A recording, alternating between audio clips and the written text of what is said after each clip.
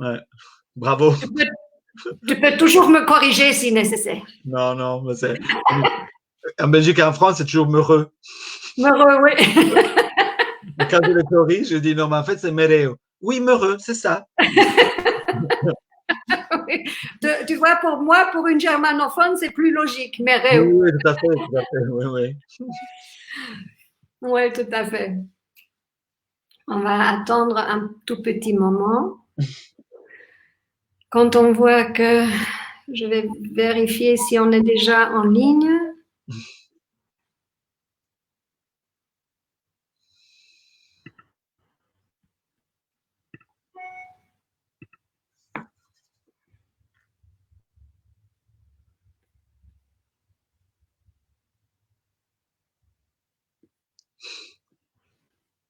Ah oui, on est live.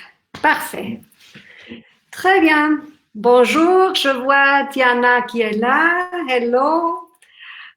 Bonjour, chers spectateurs, chers tous. Je suis Ulrike Weissenbacher. Je suis psychothérapeute et co-directrice de IEPRA, Institut de formation pour thérapeutes psychopraticiens. Et dans ce live aujourd'hui, je suis ravie de donner la bienvenue à Marcello Mereu, psychologue. Il va vous raconter encore un peu plus de toutes ses activités, mais je vais quand même donner un petit secret aussi. Tu chantes aussi. Ah, oui, d'accord. Je ne savais pas que je suis Ulrich. En effet, je chante aussi. Mais je ne vais pas chanter aujourd'hui. Hein. Tu m'avais pas Tu vas pas préparé. chanter aujourd'hui, mais c'est peut-être quelque chose qu'on aime découvrir aussi de toi. Mais aujourd'hui, on va parler en tant qu'expert. Tu es là en tant qu'expert. Et on a choisi ce thème de harcèlement moral parce que bon, toi, tu es plus dans le domaine harcèlement dans le contexte du travail, mais effectivement, la question que se pose, est-ce que dans ce temps de confinement où on pourrait dire chacun est chez soi et tout va bien, est-ce que dans ce contexte-là, le harcèlement moral peut quand même encore avoir un impact ou est-ce qu'on peut vivre même en étant confiné du harcèlement? Oui. Ouais, malheureusement, absolument. Je pense que le harcèlement moral peut continuer dans les situations de confinement et il peut être exagéré en fait. Et le problème, c'est que justement, ces situations où les gens sont isolés, ils sont confinés, peuvent exagérer certaines tendances, certains comportements et donc aussi la souffrance que les gens peuvent ressentir, les victimes du harcèlement moral. Dans les maisons, c'est-à-dire dans les foyers, mais aussi en milieu organisationnel, parce que le travail pour certains continue et le fait d'interagir aussi online peut peut exagérer certains comportements de harcèlement moral aussi. Parce que Hmm. c'est aussi facile de créer de la souffrance à quelqu'un, même à distance. Et c'est ça le problème. Donc, il y a le confinement, donc la situation dans les foyers où les gens sont rapprochés, mais aussi le fait de communiquer pour les gens dans les organisations online ou justement par ces genres de moyens. Aujourd'hui, on utilise, comment il s'appelle, live. Le Be Live Voilà. que j'utilise moi. Mais de plus en plus, les gens utilisent aussi, ben, je sais pas, Zoom, tout ça. On peut utiliser, avec tous ces moyens-là, on peut aussi continuer malheureusement à harceler les gens. Oui, en effet. Tout à fait. Mais peut-être pour commencer, est-ce que tu peux déjà un peu nous expliquer c'est quoi en fait, qu'est-ce qu'on peut comprendre avec le harcèlement moral? Bah, en fait, il y a plusieurs définitions de harcèlement moral parce que ça dépend un peu de la littérature des différents psychologues. Moi, je travaille beaucoup avec les institutions européennes et donc j'utilise un peu la définition qu'on utilise au sein des institutions. Normalement, quand on parle de harcèlement moral, on parle de toutes sortes de conduites abusives qui peut se manifester de différentes façons. Déjà, il faut que ça soit quelque chose de répétitif, de durable et de systématique dans le temps. Et il peut se manifester, cette conduite peut se manifester par des comportements, par des paroles, par des actes, des gestes ou même des écrits ou même non, de façon non verbale, bien sûr. Et en général, ces actes sont intentionnels et ils doivent porter atteinte à la personnalité, à la dignité, à l'intégrité de la personne.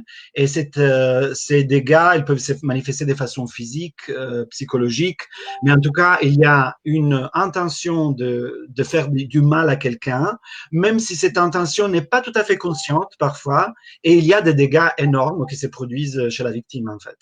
Voilà. Donc ça, c'est un peu la définition générale. Et donc, tu viens déjà un peu donner l'idée. Comment on peut s'imaginer, comment est-ce que ça commence, ce truc?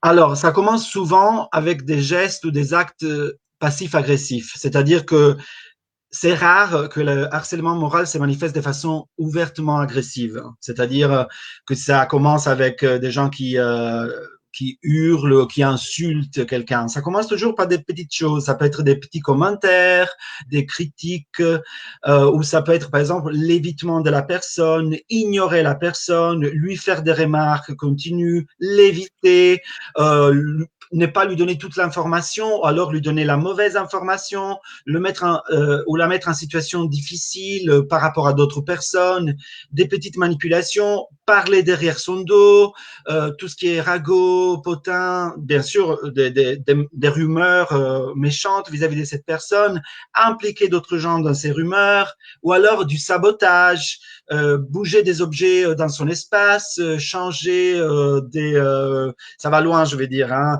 Ça peut être aussi après des actes même criminels, du genre, je sais pas moi, rayer la voiture de quelqu'un, etc. Ça reste, mais en général, le début est toujours de l'ordre du passif agressif. C'est pas de l'agressivité. Donc, on pourrait dire un peu sournois aussi.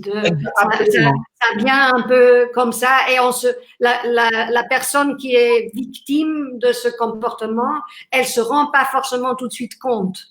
Absolument. C'est bien ça le problème, en fait, c'est que comme ça commence de façon sournoise et que la personne, et en plus souvent, alors là, c'est la différence entre quand il s'est produit dans le foyer, dans un foyer domestique ou plutôt au travail, c'est qu'en plus, quand on le retrouve à la maison, on peut avoir beaucoup d'affection pour la personne ou de l'amour même. Et donc, on veut pas voir ça. On n'a pas du tout envie de reconnaître ce genre de comportement. Au travail, c'est un peu différent parce qu'on n'a pas forcément cet amour ou cette affection ou ces émotions-là. Mais de toute façon, on le reconnaît pas tout de suite. Et au début, d'ailleurs, la victime de ce genre de comportement, la première émotion de cette personne n'est pas la souffrance. On souffre pas, on est plutôt un peu dans la confusion. On se dit, mais est-ce qu'il ou elle, hein, bien sûr, m'a dit ça ou est-ce que j'imagine ça? Est-ce qu'elle est en train de m'ignorer ou est-ce que je rêve? Mais attends, il ou elle était super méchant juste il y a quelques secondes ou je suis en train d'imaginer des choses? Et du moment qu'on est dans la confusion, là, c'est très difficile parce qu'on ne sait pas quoi faire. Mais malheureusement, ça continue. Justement, quelqu'un vient de nous mettre un commentaire qui dit on ne sent rien arriver. Ouais. Donc, la personne est en fait dans un état de confiance plutôt. À la base, oui. Dans la confiance de la bonne relation, que ça soit intime ou que ça soit au travail. Exactement. Et elle s'imagine rien et ça vient, elle sent juste parfois peut-être quelque chose qui est un peu, qui déstabilise ou comme tu dis, qui met en confusion. Tout à fait. Il y a cette ambivalence qui peut parfois se manifester de façon très claire, hein. C'est-à-dire, par exemple, au travail, ça peut être une collègue ou un collègue qui un jour est adorable avec vous, il va vous parler, il va vous poser des questions, comment ça va, des grands sourires, et le lendemain, il vous ignore ou elle vous ignore complètement. Donc, ou elle vous met carrément le couteau dans le dos, comme on dit dans l'argot. Hein? C'est vraiment un sentiment comme ça. Tout à fait. OK. Et justement, parce que tu disais les critères sont que ça soit répétitif, etc. Comment est-ce qu'on peut distinguer quand est-ce que c'est juste quelqu'un qui n'est pas très sympa ou quand ça dépasse vraiment vers ce comportement de harcèlement? Bah, à la base, ça dépend un peu déjà du genre de relation. On parle de harcèlement moral quand il y a une certaine répétition, une durabilité dans le temps de ce genre de comportement. Si ce comportement se produit, je ne sais pas, une fois tous les 6 mois, il y a de fortes chances que même si la personne n'est pas sympa et que on peut souffrir quand même, on aura des épisodes isolés, donc on n'aura pas une souffrance. Mais en fait, c'est vraiment l'accumulation de ces petits actes. Et je dis petits pas de façon, je banalise pas, hein, mais c'est juste parce que parfois, c'est bien ça le problème quand on a envie de parler avec quelqu'un, on va leur raconter notre histoire et ils vont nous dire mais attends, ce que tu racontes, c'est pas si grave, parce que souvent, les actes individuels ne sont pas graves. Bon, la personne ne vous a pas invité à prendre un café alors qu'elle a invité les autres collègues, ou alors la personne vous a dit un mot qui était un peu méchant, mais peut-être.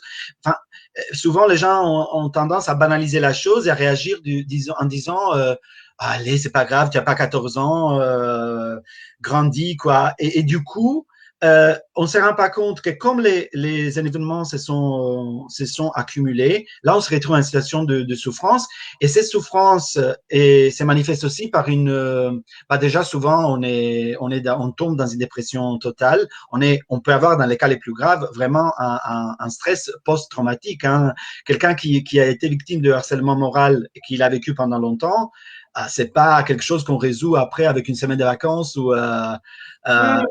ou juste en s'isolant de la personne, en se séparant de la personne. Il faudra beaucoup de temps pour se reconstruire. Hein, Justement, on venait de parler juste avant et c'est pas une femme, c'est beaucoup de femmes ou beaucoup de personnes qui vivent ça, qui ont été victimes de harcèlement plus dans la relation de couple et après se séparent, reconstruisent leur vie et vivent d'une complètement autre vie, mais sont encore victimes de l'effet de cet harcèlement, mais il y a la confusion parce que la personne leur manque encore. Donc, il y a aussi cette notion d'attirance et de destruction insidieuse, si on veut. Absolument. Et insidieux, c'est un autre mot, je le vois aussi dans le Oui, chat. c'est ce que Sabrina vient de nous donner comme mot. C'est exactement ça. C'est, comme tu as dit, toi, tu as utilisé surnois. Insidieux, ce sont vraiment des mots qui sont très appropriés pour ce genre de situation. Et absolument, tu as raison, dans une relation amoureuse ou en tout cas une relation romantique, c'est une des difficultés, c'est déjà le reconnaître à la base, mais en plus reconnaître que la personne qu'on aime et qu'on désire et qui jusqu'à il y a quelques mois où c'était vraiment le centre de notre existence peut se comporter comme ça, peut avoir des mauvaises intentions et cette ambivalence fait si qu'en fait les personnes ne vont pas forcément le reconnaître tout de suite, mais aussi par après ils auront du mal vraiment à accuser la personne, à reconnaître ses sentiments. Donc c'est très très dur. Et c'est encore plus dur quand le harceleur ou harceleuse, hein, bien sûr, a une personnalité qui est de l'ordre du pervers narcissique, parce que là c'est vraiment. Ouais. Ok. Non, vas-y, très bien. Non, mais je veux dire, ça, c'est parce que là, ça devient vraiment pathologique. Et là, du coup, on a vraiment, c'est très, très, très difficile, quoi. Donc, ce sont les cas les pires, en fait, on va dire. Ça me donne justement envie de parler un peu plus du pervers narcissique parce que je me suis rendu compte, donc entre-temps, je dis bonjour à tout le monde. Ça fait vraiment plaisir, vos petits coucous, voir que vous êtes là. La question du pervers narcissique, d'ailleurs, déjà, on dit d'habitude le pervers narcissique. Oui. Il n'y a pas que des hommes qui le sont, mais peut-être plus tendance chez. Il y a quand même beaucoup plus d'hommes qui le sont. Hein. Mais il y a une question aussi parce que on voit beaucoup dans les journaux, dans des magazines, on voit beaucoup parler de pervers narcissiques. On voit souvent des questionnaires pour voir est-ce que mon partenaire est pervers narcissique. Et donc souvent j'entends j'ai des personnes qui viennent aussi consulter. Comme premier diagnostic, mon mari, mon partenaire est pervers narcissique. Et quand je demande, mais qui a posé le diagnostic, il n'y a pas eu de diagnostic.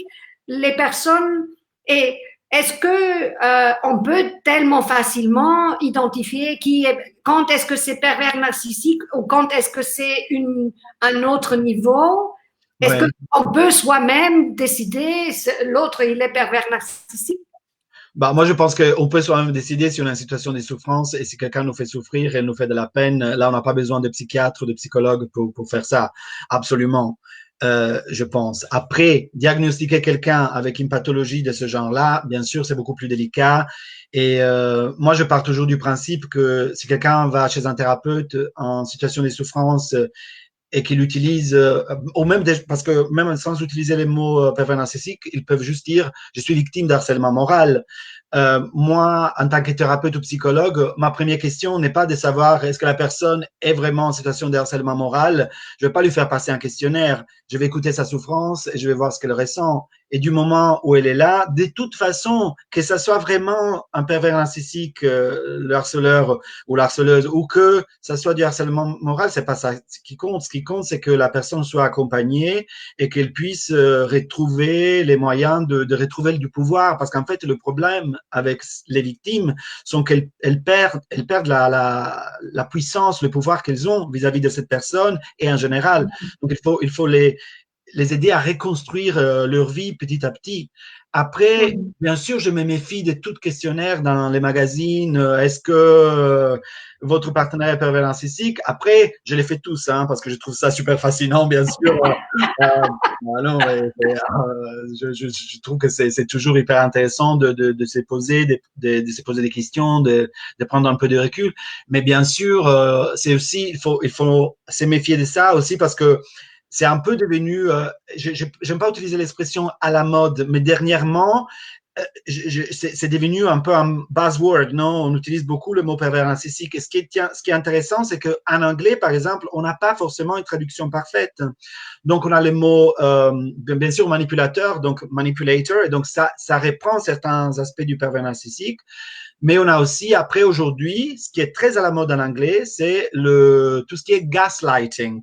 Et donc, le mot gaslighter. Et c'est oui, on voit la même chose. beaucoup sur les réseaux sociaux. Absolument. Et dans les séries, etc., on voit ça. Absolument. Ouais. Et c'est intéressant parce que finalement, on parle plus ou moins de la même chose, ou en tout cas d'une série de comportements qui se retrouvent plus ou moins dans ce genre de personnes. C'est peut-être aussi plus intéressant de parler du comportement plutôt que de la catégorisation de la personne, parce que effectivement, c'est le comportement et c'est l'enchaînement des comportements qui vont souffrir à l'autre. De toute façon, je pense absolument que tu as raison parce que de toute façon, si nous voulons nous aider aussi, mais aussi à la limite aider la personne, là c'est une autre question, hein, parce que aider un pervers narcissique, un vrai pervers narcissique, ça va être très très difficile. D'habitude, ils ne viennent pas chercher de l'aide. Non, c'est ça. Ben non, parce qu'ils n'ont aucun problème, tout va bien. Et ce sont les autres qui ont des problèmes, et ce sont les autres que c'est bien ça le souci d'ailleurs. Mais en général, je pense que séparer les comportements de la personne est toujours très utile parce que du coup, on peut faire face à différents comportements, et faire face à toute une personnalité, c'est beaucoup plus difficile. Maintenant, c'est clair que quand vous avez quelqu'un qui accumule ce genre de comportements, c'est très dur parce que, et du coup, c'est pour ça qu'on dit souvent que si vous êtes vraiment en face d'un pervers narcissique, il n'y a pas vraiment beaucoup de solutions sauf courir, quoi. Oui. Aller très loin. Mais c'est triste et c'est horrible, mais malheureusement, souvent c'est ça, quoi. Parce que si vous essayez de raisonner avec la personne, de lui faire comprendre que ces comportements-là ne sont pas acceptables, etc., souvent, dans les cas les plus manipulateurs, justement, vous allez avoir des gens qui vont retourner la réalité jusqu'à ce que vous croyez que c'est vous qui avez le problème. C'est vous qui avez créé, que vous méritez même ce genre de comportement, ou qui avez créé cette situation, ou qui vous avez imaginé, et c'est ça l'idée de gaslighting, qu'on se retrouve dans ce doute continu sur tout ce qu'on fait et finalement, on est convaincu que c'est notre faute.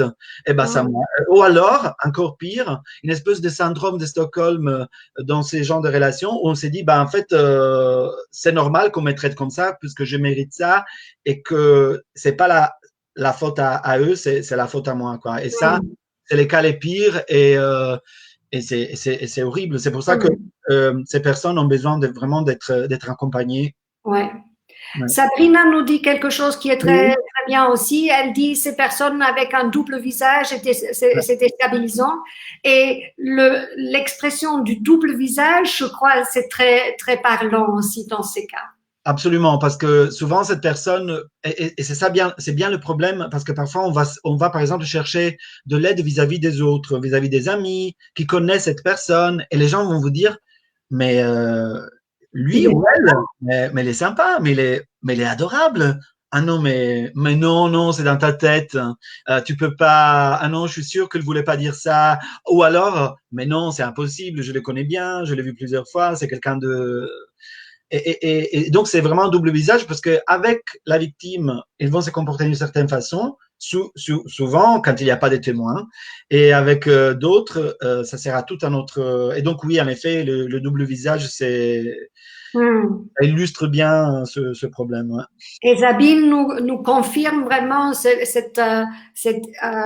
que tu venais de dire Ouais. tout à l'heure, de croire que la victime croit que c'est sa faute et elle s'entraîne de plus en plus là-dedans de croire que c'est elle qui produit tout ça et que l'autre, même quand il est méchant, c'est moi qui suis à la source. Oui, ou alors encore pire que c'est en fait la personne, j'ai besoin de cette personne et cette personne m'aide en fait, cette personne m'aime bien en fait, elle est là pour me soutenir, elle comprend parce qu'en fait quand vous avez quelqu'un de très manipulateur, il va vous faire croire que non seulement vous avez un problème, mais heureusement qu'ils sont là parce qu'ils peuvent vous aider. Et donc en fait ils sont bourreaux et sauveurs en même temps, ce qui est très dur pour une victime parce que quand vous avez quelqu'un qui d'un côté joue le bourreau et vous le ressentez point de vue émotionnel, mais de l'autre, il se positionne tout de suite en sauveur pour vous. On ne sort jamais de ce triangle dramatique avec cette personne. On est plein dedans jusqu'au moment où on est complètement détruit en fait.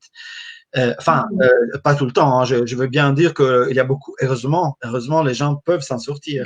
Oui, tout à fait. Dans l'extrême, ça me rappelle une cliente qui a vécu vraiment l'extrême de cette situation où c'était un collègue de travail qui l'a menacé par téléphone de tuer son enfant.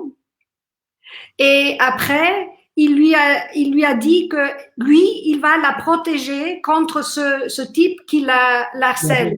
Ah ouais, ouais, Et ouais. après, quand elle s'est rendue compte que c'était qui C'était des- l'harcelait, elle n'osait pas dire à sa famille que elle avait compris qu'est-ce qui se jouait. Donc, c'est d'une perversité. Ça Oui. peut aller jusqu'à ce niveau-là Mhm.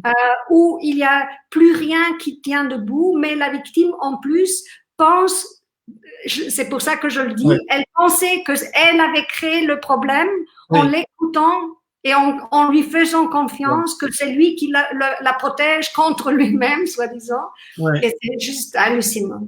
C'est hallucinant et c'est horrible hein, comme histoire. Bien sûr, je la connaissais pas, mais c'est vraiment assez. C'est exactement ce qu'on disait tout à l'heure. C'est cette idée que d'un côté ils vont harceler et de l'autre ils vont se positionner en aidant en fait. Et donc du Tout coup à fait. c'est très dur et la personne qui tombe dans ce piège, elle va s'en vouloir, comme tu l'as dit, parce qu'il ou elle est tombé dans le piège, alors que c'est impossible de ne pas tomber. Autre chose, si je reviens au commentaire de Sabine avec l'histoire Ouais.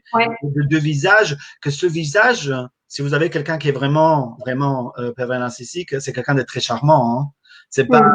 C'est pas Tout juste à fait. tomber dans le piège parce que quand je parle de charme, je parle pas de charme physique, etc. Moi, je parle vraiment de quelqu'un qui peut faire toute une espèce il y aura un jeu de séduction très subtil qui va faire tomber la personne qui peut être fait par euh, des, bien sûr, ça peut être des trucs pratiques comme des cadeaux, etc. Mais ça peut être aussi quelque chose, juste une attention énorme, faire sentir la personne comme si elle était le centre de l'univers. Et quand on est après dans ce genre on est tombé dans ce filet, cette espèce c'est là après que l'autre visage va se manifester petit à petit, mais c'est très très dur. Et, euh, Et et dans, donc, oui. pardon. Non, vas-y. Tu avais dit que quand on est en face d'une personne comme ça ou de comportement comme ça, c'est vraiment important de se faire accompagner. Qu'est-ce que tu entends par là dans le privé, mais aussi au lieu du travail? Comment les personnes peuvent se faire accompagner? Bah, moi, je pense que vraiment la chose la plus importante, déjà, c'est prendre conscience de cette situation, de cette souffrance. Et donc là, je pense que c'est vraiment cette prise de conscience qui peut être très, très douloureuse et là, vraiment le déclic le plus important. Du moment où on se retrouve là, il faut qu'on ait quelqu'un en face de nous qui nous écoute et qui nous écoute sans nous juger. Parce que le problème, souvent, dans ce genre de situation, c'est que quand on parle avec des amis, parfois ça peut être aussi d'autres thérapeutes, je ne sais pas, mais on se retrouve en face quelqu'un qui va peut-être commencer à rentrer dans un questionnement, mais pourquoi tu as fait ça, ou pourquoi tu as accepté ça, ou alors le contraire, mais ce que tu racontes, c'est pas si grave que ça, ou alors chez les amis, justement, l'attitude, mais non, c'est impossible, je le connais ou je la connais, elle n'est pas comme ça. Alors, si on écoute, il faut qu'on écoute sans jugement, il faut qu'on soit dans l'empathie. Et s'il y a bien une chose qu'un pervers narcissique n'a pas, c'est de l'empathie. Donc, cette empathie qu'on n'a pas reçue de cette personne, il faut qu'on la reçoive chez notre thérapeute ou chez la personne qui nous accompagne, quoi. Parce que c'est souvent aussi l'empathie qui, et c'est ça, c'est ce qui est un peu pervers aussi, c'est l'empathie qui va fasciner le pervers narcissique, qui n'a aucune empathie, mais qui va trouver une personne empathique, une personne qui a beaucoup d'humanité. C'est ça la partie perversité aussi, c'est qu'il y a beaucoup plus de plaisir à détruire quelqu'un qui est dans le... C'est un plaisir qui n'est pas conscient souvent, hein, qui a beaucoup d'empathie, qui a beaucoup à donner. C'est pour ça que la victime du harcèlement moral, souvent, on pense à des personnes qui sont soumises, qui sont victimes. Pas du tout. Souvent, les victimes du harcèlement moral sont des personnes affirmées, qui ont beaucoup d'amis, qui sont vraiment fort aimées, mais qui, en situation d'attaque de ce genre, vont prendre sur elles. Elles vont commencer à penser, c'est ma faute, justement à cause de cette empathie qui les caractérise, en fait.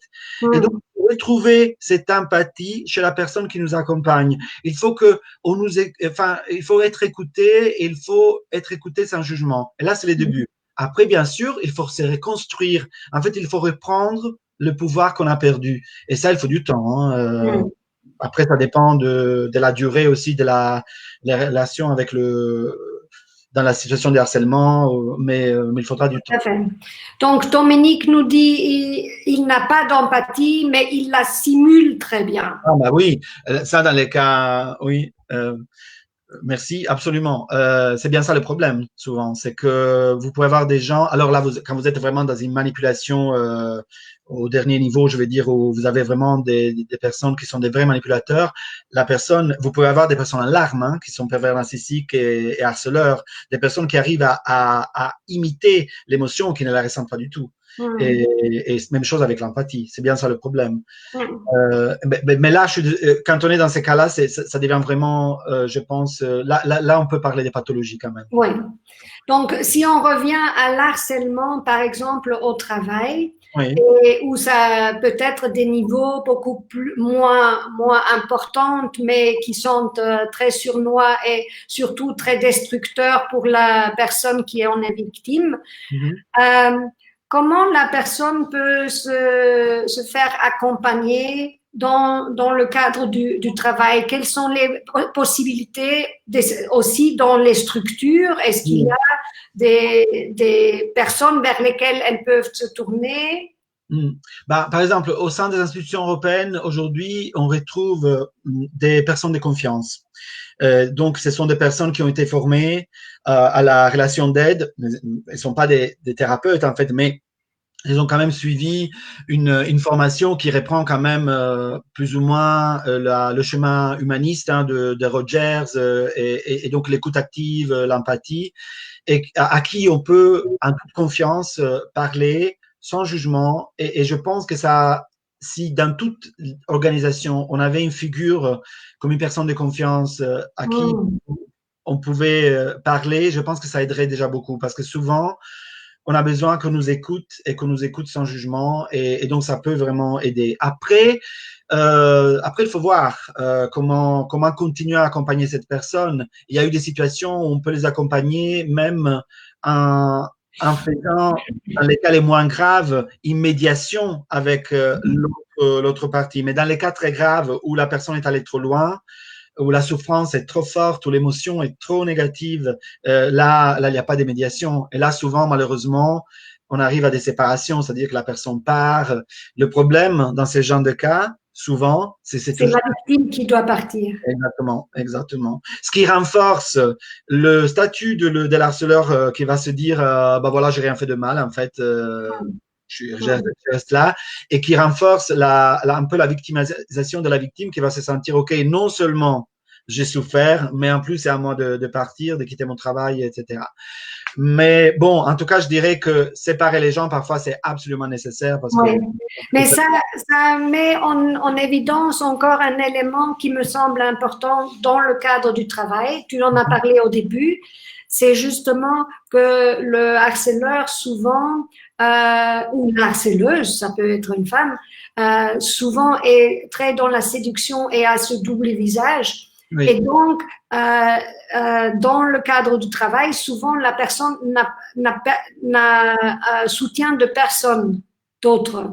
Il n'y a pas dans son entourage d'autres collègues qui vont dire « Ah oui, moi aussi j'ai vécu ça » et il n'y a pas une solidarité qui peut se former pour que la personne puisse rester. Et c'est ce qui renforce aussi ce statut de victime. Absolument, parce que souvent la personne est isolée déjà au début parce que c'est un comportement ciblé. On a tendance à croire qu'une personne qui fait du harcèlement, elle fait du harcèlement avec tout le monde. C'est pas vrai. Oui, bien sûr, il y a des cas où vous avez des gens qui peuvent se comporter comme ça avec plusieurs personnes dans leur vie, mais vous avez des cas aussi où en fait cette personne a un souci avec cette personne et souvent, franchement, c'est de l'ordre de une forme de jalousie, de concurrence, de compétition, mais qui n'est pas forcément conscientisée chez les harceleurs. Hein. Ça peut être vraiment, ça peut venir de n'importe quoi, ça peut être des caractéristiques physiques, ça peut être la personnalité, ça peut être aussi des choses, et c'est ça ce qui est très sournois, incompréhensible parfois, c'est que la victime a été choisie, presque recrutée, sélectionnée par leur harceleur parfois dans certaines situations. Et donc, la personne est déjà isolée à la base parce qu'elle est ciblée. Et donc, quand la personne va chez les autres parler d'un certain problème, non seulement les autres ne comprennent pas, mais comme les autres ont toute une autre expérience. Ils ne vivent pas. Et là, c'est les cas vraiment, ça peut être des cas très, très graves. Hein. Mais je veux dire, moi, je peux être adorable avec une personne et horrible avec toi. C'est vrai qu'on peut tous le faire comme ça, mais là, c'est exagéré au maximum dans une situation de harcèlement. C'est-à-dire que vous pouvez vraiment, quelqu'un qui est monstrueux vis-à-vis de quelqu'un, mais charmant et adorable vis-à-vis de plein d'autres personnes. Et c'est pour ça que la personne se sent isolée, souvent parce que non seulement elle ne va pas obtenir le support des autres, mais souvent, les autres vont penser, bah non, je le connais ou je la connais, elle est super. Tu es sûr que c'est pas toi, en fait? Et là, la personne va s'isoler encore plus parce qu'elle va dire, bah, en fait, c'est moi qui ai le problème, c'est moi qui est fautif ou fautive dans cette situation. Ouais. Il peut y avoir une autre notion encore que j'ai vécue avec une de mes clientes, qui est que pendant des années où elle a travaillé avec une personne comme ça, elle ne s'est même pas rendue compte. Ça s'est passé complètement à son issue. Elle se croyait toujours dans la confiance, même avec ses collègues. Mais après, je sais, 5 ans ou quelque chose comme ça, un retour d'un collègue sur quelque chose qu'elle a dit, sur l'autre personne, lui a montré que cette personne, pendant 5 ans, c'est comme si tu enlevais un voile, elle a tout d'un coup vu tout ce que cette personne a fait pendant 5 ans. Mais elle ne l'avait jamais remarqué réellement comme un comportement systématique derrière. Ouais. C'est ça. Parfois, on peut avoir vraiment ces déclics grâce à des personnes qui ont témoigné ou qui ont vu quelque chose et qui vont nous poser des questions. Après, il y a aussi nos mécanismes de défense. Hein, et je pense que quand on est quelqu'un d'empathique ou qu'on est bienveillant vis-à-vis des autres, à la base, on n'a pas envie de croire qu'on nous fait… On n'imagine pas. On n'imagine pas. Et du coup, après, nous nous protégeons en pensant, mais en justifiant, en disant ah non, mais peut-être c'était un mauvais jour, etc. Et finalement, on se convainc que cette personne n'est pas mauvaise. Et après, quand on a cette révélation, là, il y a tout un monde qui s'écroule, quoi. Et c'est horrible. Et ouais, c'est tout à fait. Ben, merci aussi pour ces exemples. Ça me dit aussi que dans le monde thérapeutique, parce que moi, c'est plutôt le monde organisationnel, mais que vraiment, c'est une problématique très, très présente chez la clientèle que les thérapeutes ont, en fait. Tout à fait. Et parfois, ce n'est pas clair au début, quand la personne arrive, et seulement au fur et à mesure, on découvre, où la personne arrive parce que, comme je dis de cette personne-là, parce que à un moment donné, juste un léger shift dans sa perception fait exploser le truc en elle et elle se rend compte, là maintenant j'ai besoin d'aide parce que là il y a quelque chose, je me suis pas rendu compte, mais j'en ai souffert tout ce temps-là. Ouais. Évidemment, c'était un harcèlement moins intense pour qu'elle se soit pas rendue compte du tout. C'était pas une souffrance au quotidien, mais quand même cette notion de harcèlement derrière son dos, endommager sa réputation en permanence, quoi. Ouais, bah oui, c'est ça. C'est qu'après les dégâts et les séquelles Mais ouais. peuvent durer vraiment très très longtemps et on peut rentrer aussi dans la méfiance vis-à-vis des autres. C'est très difficile en fait après de sortir de ce genre de situation. C'est un travail très très long, très très long. Pour revenir à juste la question du départ, donc en temps de confinement, si vraiment la personne est victime de harcèlement par quelqu'un de proche ou par quelqu'un du travail, mais ça continue maintenant à distance, qu'est-ce qu'elle peut faire? Alors, si c'est dans alors moi, je conseille toujours, parce qu'en fait, le problème dans ce genre de situation, c'est que on commence vraiment à douter de nous-mêmes et à croire qu'on devient fou et que si on a vraiment quelqu'un des manipulateurs, hein, de penser qu'en fait, c'est notre perception, c'est notre vécu qui est fautif, qui n'est pas juste. Et donc, on prend sur nous, nous prenons sur nous en fait ce qu'on ne devrait pas prendre. Donc, moi, je conseille toujours déjà de noter tout ce qui est en train de se passer, les mots que la personne utilise, les gestes, parce qu'après, il faut se rendre compte en fait qu'il y a une accumulation et que je ne suis pas fou, je ne suis pas folle. C'est ça en fait. Il y a vraiment une espèce de journal intime de ça. Déjà, aussi pour se dire, mais en fait, non, il y a rien de mauvais chez moi. Cette personne fait quand même ces actes-là, etc. Mais après, c'est ça la difficulté, c'est que quand on est en confinement et qu'en plus, c'est quelque chose qui devient, qui est aussi presque de l'ordre légal. Enfin, c'est une loi, je veux dire, on peut pas, il y a quand même des risques à casser. Et du coup, comme certains comportements sont exagérés, sont amplifiés, et l'idée de se séparer et de partir, c'est beaucoup plus dur. C'est pour ça que je pense que psychologiquement, on n'a pas pensé vraiment aux conséquences. Oui, je sais que le Covid-19 est très, très mauvais. Je le comprends tout à fait. Est-ce qu'on a pensé aussi aux conséquences et aux séquelles psychologiques d'un confinement dans ce genre de situations? Et là, je parle de couples d'adultes, mais ça peut être avec des enfants, ça peut, dans le monde du travail, euh, c'est aussi, ça peut être aussi très, très, très, très violent et très, très dur à vivre. Donc voilà. Euh, mais l'idée, c'est toujours de se faire accompagner, de reconnaître ce qui est en train de se passer et de chercher de l'aide et de chercher quelqu'un qui n'est pas dans le jugement, qui peut nous accompagner, qui peut nous écouter.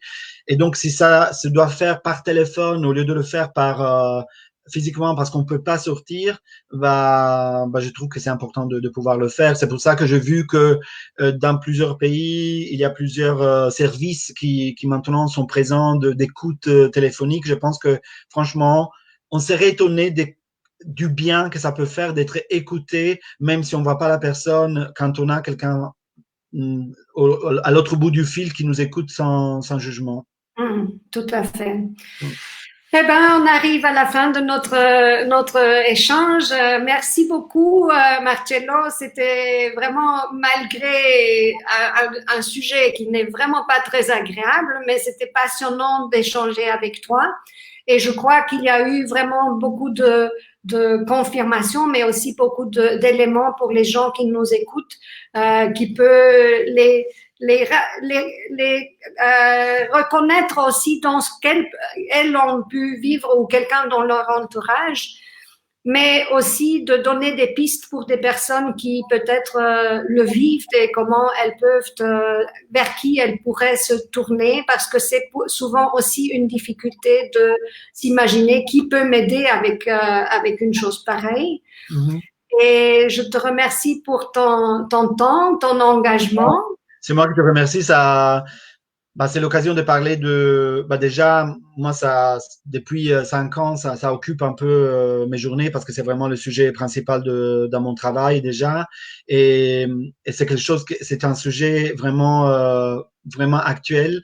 Et, et c'est, pour moi, ça me touche beaucoup parce que je trouve que, comment dire, quand les gens, la souffrance en général, c'est quelque chose qui me touche beaucoup. Mais quand on souffre et qu'en plus on s'en veut à cause, on culpabilise presque de cette souffrance, ça me fait encore plus mal. Et donc du coup, c'est pour ça que j'en ai fait un peu, je sais pas ma mission, mais mon sujet principal aujourd'hui, quoi, parce que je trouve que c'est tellement injuste.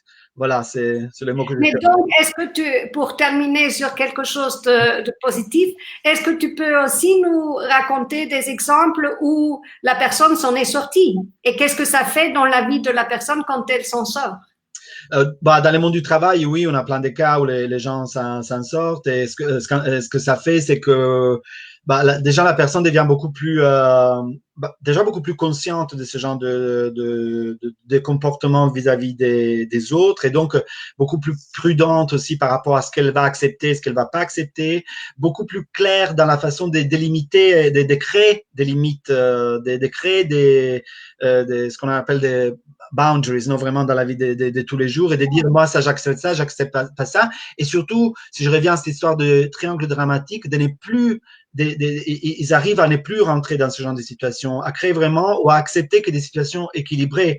Après, malheureusement, comme je l'ai dit, comme c'est un chemin très, très long, parfois, moi, je vois des victimes qui sont encore dans la souffrance très, très vive, très présente, et d'autres où ça fait vraiment des années, où ils ont beaucoup appris. Mais en tout cas, apprendre de ce genre de situation, ça restera toujours douloureux.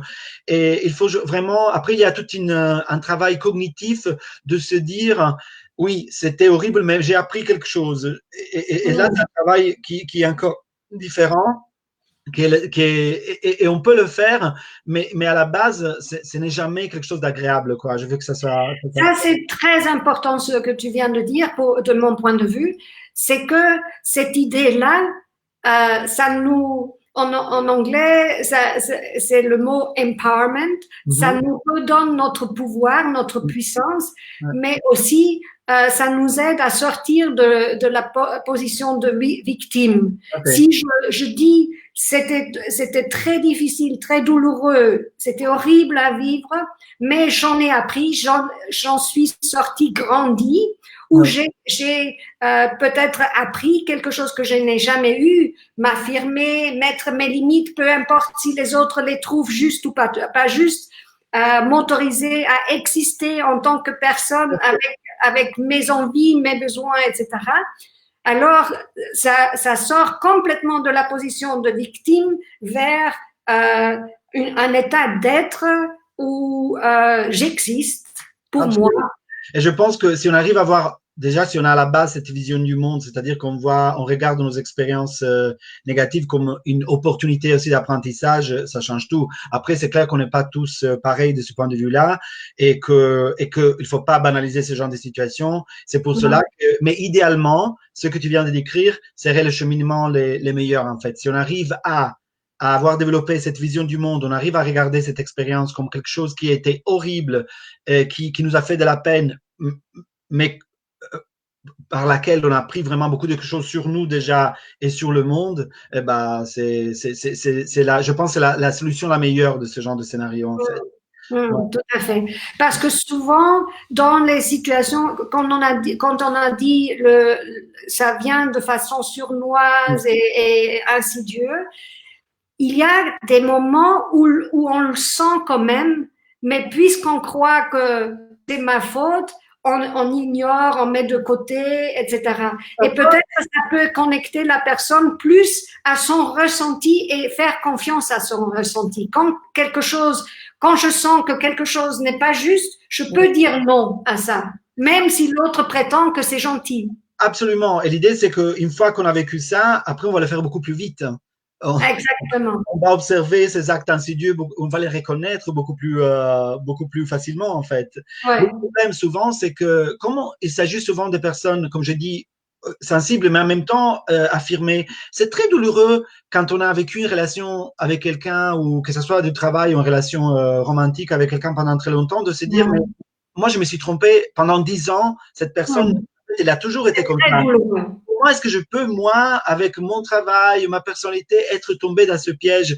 Et moi, ce que j'aimerais bien dire aux victimes, c'est que ça n'a rien à voir avec vous. En fait, c'est ce que l'autre fait. C'est ce que l'autre fait, et c'est comme ça, en fait, c'est comme ça que ça marche. Mais il n'y a rien de mauvais ou de fautif ou qui ne marche pas chez la victime. C'est ça aussi, l'empowerment dont tu parles, c'est vraiment l'idée aussi de se dire, tu sais, j'arrête de culpabiliser maintenant. Et je me dis, en fait, j'avais pas d'autre moyen d'agir. C'est comme ça s'est produit de cette façon-là. Je l'accepte et j'ai appris quelque chose. Mais c'est très, très, très dur parce que ça remet en question notre intelligence, notre force, alors que c'est vraiment… c'est l'autre qui fait. Exactement.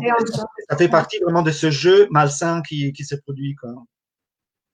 Ça, c'est vraiment une très, très bonne reconnaissance à la fin. Et il y en a plusieurs qui nous disent justement merci de reconnaître et de parler de ce problème, parce que justement, les victimes restent souvent tellement seules avec ça et tellement incomprises avec ce qu'elles vivent. Donc ça aussi, ça fait du bien. Absolument, absolument. Et je pense que c'est vraiment la meilleure façon pour aider la victime, c'est la reconnaître dans sa douleur. Mais et ça doit commencer aussi par la victime même, hein, qui doit vraiment ne pas s'en vouloir, ne pas culpabiliser, mais vraiment s'accepter et accepter. Bah voilà, ça s'est produit. Maintenant, j'y travaille. Et ça peut être très très douloureux parce que ça doit passer par justement reconnaître que c'est l'autre qui a fait quelque chose de mal. Et quand on est surtout séduit ou amoureux ou amoureuse de quelqu'un, c'est très dur de reconnaître ça. Tout à fait. Merci beaucoup, Marcello. Ulrike, merci. Pardon? Non, merci aussi à toutes les personnes qui ont participé. Je vais regarder après les messages. Je n'ai pas eu trop l'occasion de dire, mais enfin, j'en ai fait quelques-uns, mais merci. Ouais. Merci pour tous ces commentaires qui ont rendu notre échange vraiment très vivant. Et je vous dis aussi, partagez cet enregistrement. Peut-être vous avez dans votre entourage quelqu'un qui justement aurait besoin de l'entendre, mais ne demanderait pas, ne chercherait pas cette information parce que justement, elle ou il n'est pas encore au point où il se rend compte que c'est ça la problématique. Donc, vous pouvez trouver l'enregistrement sur blog.ipra.com et diffuser. Vous pouvez aussi laisser des commentaires sur le blog, ce qui va aider à ce que cette vidéo peut être vue par plus de gens et par là risque plus d'atteindre aussi des personnes qui auront besoin de ces informations. Donc, merci beaucoup. Et merci Marcello et à bientôt. À bientôt. Au revoir. Ciao. Ciao. Je vais arrêter.